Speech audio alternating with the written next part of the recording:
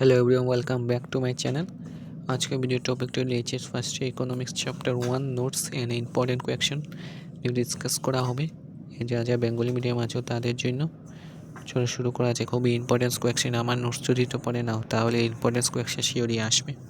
চলো প্রথম চ্যাপ্টার 1 এর অর্থবিজ্ঞানের ভূমিকা ও চ্যাপ্টারের কোয়েকশন আনসার আমি নিয়ে এসেছি আমার হ্যান্ড রিটেন নোটস। অর্থবিজ্ঞান বা অর্থনীতি বলতে কী বুঝো? সমাজে যে বিভাগটি সমাজ বা সমাজের অংশ হিসাবে ব্যক্তির আর্থিক কাজগুলো অধ্যয়ন করা হয় তাকে অর্থবিজ্ঞান বলে। আর অর্থবিজ্ঞান মানে ইকোনমিক্স শব্দটি গ্রিক শব্দ ঐকোনমিয়া থেকে এসেছে। আর ঐকস শব্দের অর্থ হলো পরিবার এবং নমস শব্দের অর্থ হলো নিয়ম। তাই অর্থবিজ্ঞানকে পরিবার বা সমাজ পরিচালনার নিয়ম বলে গণ্য করা হয়।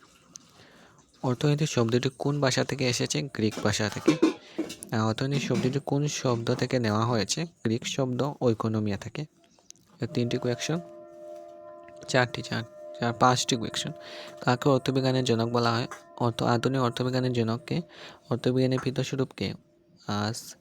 1776 সালে প্রকাশিত গ্রন্থ an inquiry into the nature and causes of the wealth of nothing nations এর লেখককে? আর অর্থবিজ্ঞানের সম্পদ ভিত্তিক সংজ্ঞাটি কার? আনসারটি হলো অ্যাডাম স্মিথ। এবার অর্থবিজ্ঞানের কয়টি ভাগে বিভক্ত করা হয়েছে, ভাগ করা হয়েছে, সেগুলি কী কী? সেটি হলো অর্থবিজ্ঞানকে দুটি ভাগে ভাগ করা হয়েছে, ব্যষ্টিগত অর্থবিজ্ঞান এবং সমষ্টিগত অর্থবিজ্ঞান। আর ব্যষ্টিগত অর্থবিজ্ঞানে বা ক্ষুদ্র অর্থনীতি কী? না হলে সমষ্টিগত অর্থবিজ্ঞান বা সামগ্রিক অর্থনীতি কী? আর ব্যষ্টিগত এবং সমষ্টিগত অর্থবিজ্ঞানের মধ্যে পার্থক্য সব একলগে লেখা আছে। ব্যষ্টিগত এবং সমষ্টিগত অর্থবিজ্ঞান। ব্যষ্টিগত হলো একটি অর্থনীতির ক্ষুদ্র অংশে আলোচনা করার পদ্ধতিকে ব্যষ্টিগত অর্থবিজ্ঞান বলে। আর একটি হলো একটি অর্থনীতির সামগ্রিক আলোচনা করার পদ্ধতিকে সমষ্টিগত অর্থবিজ্ঞান বলে।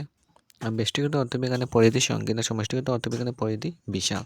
আর ব্যষ্টিগত অর্থবিজ্ঞানকে দামতত্ত্ব বলা হয়, সমষ্টিগত অর্থবিজ্ঞানকে আয়তত্ত্ব বলা হয়।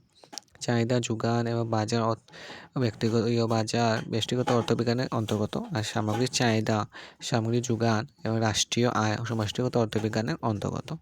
কোয়েকশন, ব্যষ্টিবাদী মাইক্রো ইকোনমিক্স এবং সমষ্টিবাদী অর্থনীতি ম্যাক্রো ইকোনমিক শব্দটি কে প্রথম ব্যবহার করেছিলেন? সেটি হবে অর্থবিজ্ঞানের দুই সংখ্যা ধারণা কে এবং কত সালে দিয়েছিল? রেগনার ফ্রিশ 1933 সালে। ব্যষ্টিবাদী ক্ষুদ্র অর্থনীতির জনক বা উদ্ভাবক বা পিতস্বরূপকে? আনসারটি হলো অ্যাডাম স্মিথ। আর সমষ্টিবাদী এবং সামগ্রিক অর্থনীতির জনককে বা the general theory of employment interest money এর গ্রন্থ লেখককে এবং এটি কত সালে প্রকাশিত হয়েছিল? জন মেইনার্ড কেনস 1934 সালে। ব্যষ্টিগত অর্থবিজ্ঞানের বিকল্প বা অন্য নাম কি? দামতত্ত্ব। ইতিবাচক বা যথার্থ অর্থনীতি কাকে বলে? স্যার কোয়েকশন 11 বা নেতিবাচক বা আদর্শ ভিত্তিক অর্থনীতির সংজ্ঞা দাও।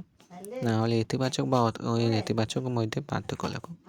আনসারটি হলো অর্থনীতি বিভিন্ন প্রক্রিয়ার সঙ্গে কীভাবে কাজ করে সেইভাবে আলোচনা করার পদ্ধতিকে ইতিবাচক বা যথার্থ অর্থনীতি বলে। আর অর্থনীতি বিভিন্ন প্রক্রিয়ার সঙ্গে কীভাবে কাজ করা উচিত সেইভাবে আলোচনা করার পদ্ধতিকে নেতিবাচক বা আদর্শ ভিত্তিক বলা হয়। একটি ইম্পর্টেন্ট কোয়েকশন 10:30 12 নম্বর কোয়েকশন, একটি অর্থনীতি তিনটি মৌলিক বা কেন্দ্রীয় সমস্যা উল্লেখ করো। তাহলে অর্থব্যবস্থার কেন্দ্রীয় সমস্যাগুলো ব্যাখ্যা করো। 4 মার্কে আসতে পারে। তাহলে অর্থব্যবস্থার তিনটি মৌলিক সমস্যা। অর্থব্যবস্থার তিনটি মৌলিক সমস্যা হলো কি উৎপাদন করা হবে, সমাজের চাহিদা অনুযায়ী কোনো পণ্য বা সেবা কত পরিমাণে উৎপাদন করা হবে তা নির্ধারণ করা। নাহলে কীভাবে উৎপাদন করা হবে, উৎপাদনের জন্য কোনো যন্ত্রপাতি, কাঁচামাল ও শ্রম ব্যবহৃত হবে তা নির্ধারণ করা। কাজের জন্য উৎপাদন করা, উৎপাদিত পণ্য সেবা সমাজে কোনো এক শ্রেণীর মধ্যে বিতরণ করা হবে তা নির্ধারণ করা। 13 নম্বর কোয়েকশন, দ্রব্য এবং সেবার মধ্যে পার্থক্য। দ্রব্য মানুষের অভাব পূরণ করে সন্তুষ্ট করতে পারে এমন সব অভৌতিক জিনিসকে অর্থবিজ্ঞানের দ্রব্য বলে। আর উদাহরণস্বরূপ হলো চেয়ার, টেবিল ইত্যাদি। মানুষের সেবা হলো মানুষের অভাব পূরণ করে সন্তুষ্ট করতে এমন সব অভৌতিক জিনিসকে সেবা বলে, যেমন শিক্ষক, চিকিৎসক ইত্যাদি।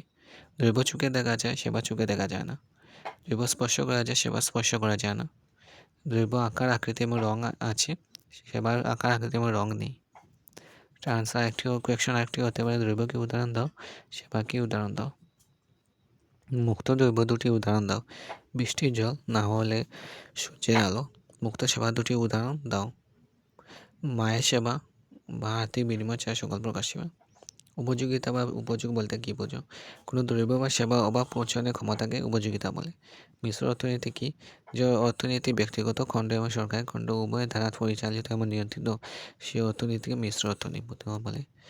বাকি কোয়েশ্চেনগুলি তুমি দেখিয়ে যাও।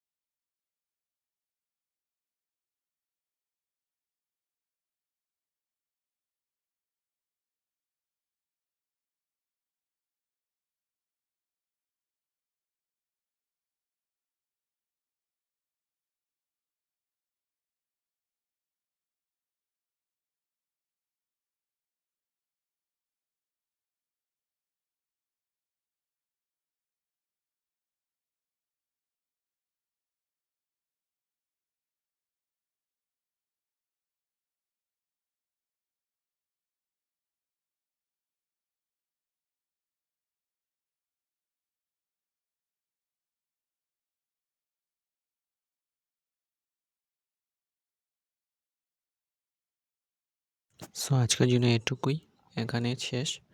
So by.